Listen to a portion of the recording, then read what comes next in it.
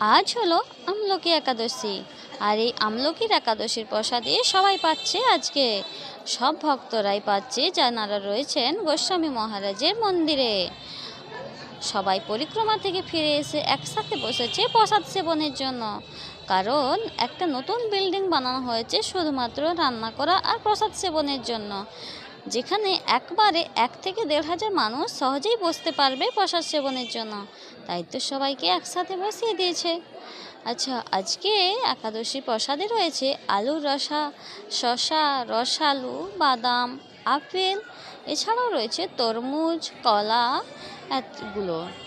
এই যে শসা দিচ্ছে 2 টুকরো করে, আর এই যে পরের টেকটে আসছে রসালুর, এটাও দিচ্ছে 2 টুকরো করে সবাইকে।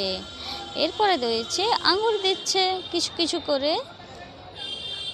সবাই পরপর একসাথেই আসছে।